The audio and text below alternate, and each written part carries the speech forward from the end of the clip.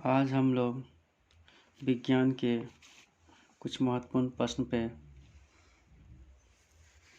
चर्चा कर रहे हैं। यह क्वेश्चन बीएससी बोर्ड 2021 10वीं कक्षा के लिए इम्पोर्टेंट है। जीव विज्ञान चैप्टर से अंतर वाला क्वेश्चन कर रहे हैं। पहला क्वेश्चन है जाइलम तथा फ्लोएम में अंतर स्पष्ट करें। इस टाइप का क्वेश्चन आता रहता है अंतर वाला। 2 नंबर में पूछा जा सकता है, 5 नंबर में पूछा जा सकता है। तो इसका उत्तर कैसे लिखेंगे? एक साइड लिख देंगे जाइलम, दूसरी साइड लिख देंगे फ्लोएम और बीच में लाइन खींच करके बारी बारी से एक एक अंतर लिखना है। जैसे जाइलम में हम लिखे हैं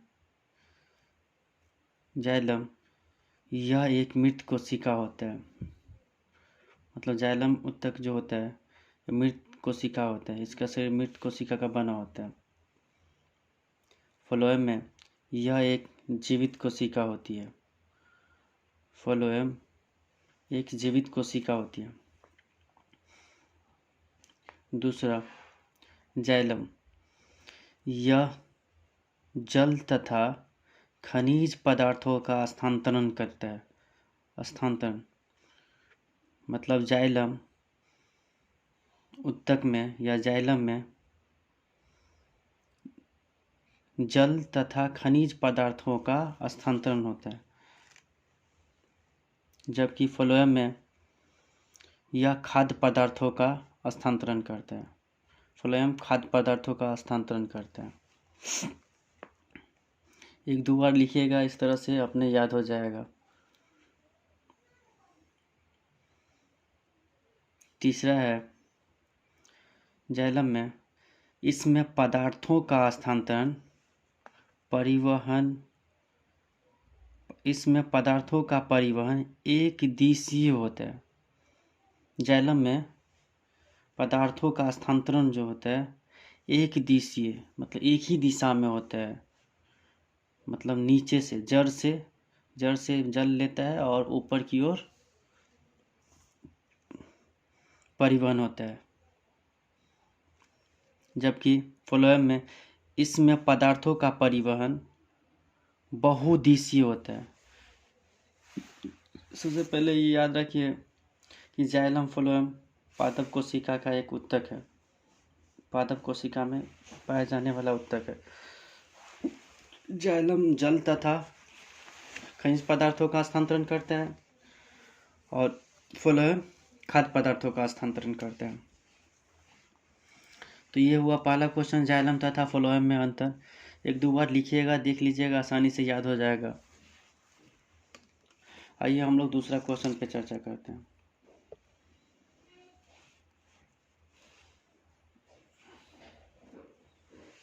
दूसरा क्वेश्चन है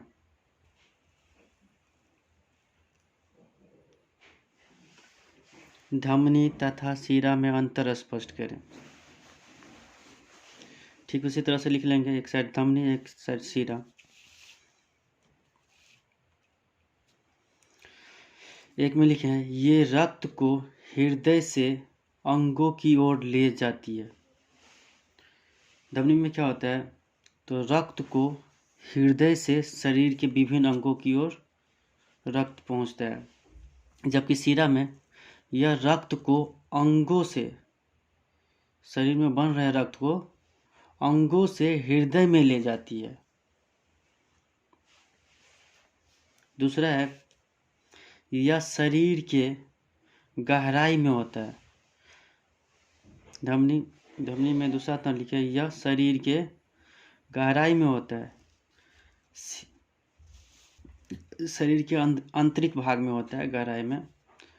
शिरा में यह शरीर के ऊपरी सतह में होता है। यह शरीर के ऊपरी सतह में स्थित होता है। शिरा जो है शरीर के ऊपरी सतह में, जैसे हम लोग हाथों में नस की नलियाँ सब है, ये शिरा होता है। जबकि धमनी क्या होता है, शरीर के आंतरिक भाग में होता है, जैसे गला में जो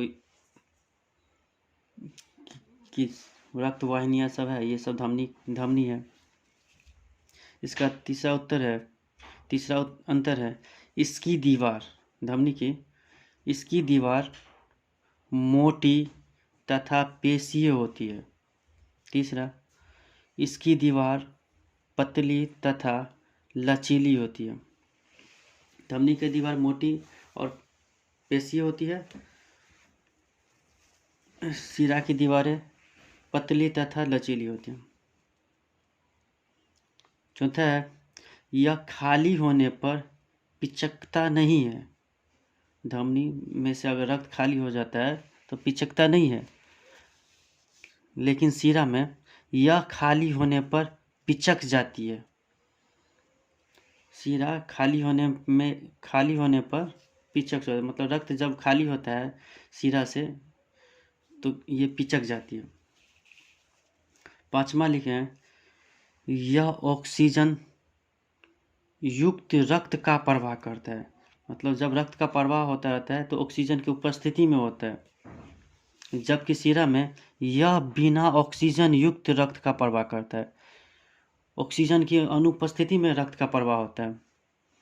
इस तरह से ये अंतर वाला क्वेश्चन है। ये दोनों में से एक क्वेश्चन आ सकता है 2020-21 के लिए, तो एक दो बार देख लीजिए, इसको याद कर लीजिए। एकदम आसान क्वेश्चन है। मेरे चैनल से जुड़े रहिए। मैं इसी तरह से VVI क्वेश्चन सब इम्पोर्टेंट क्वेश्चन जो एग्ज़ाम के व्यू से इम्पोर्टेंट है करवाते रहेंगे। और अगर आप लोगों को इस तरह का और वीडियो चाहिए तो मेरे चैनल को सब्सक्राइब कर लीजिए। अगर किसी प्रकार का सुझाव हो, सजेस्ट हो तो कमेंट में लिख सकते हैं। प्रश्न भी हो या किसी प्रकार का दूसरा क्वेश्चन चाहिए तो कमेंट में लिख सकते हैं। मैं कोशिश करूँगा कि आपके कमेंट का ज़रूर जवाब दूँ, या क्वेश्चन भेजेंगे तो इसका सॉल्यूशन मैं ज़रूर दूँ। जय हिंद।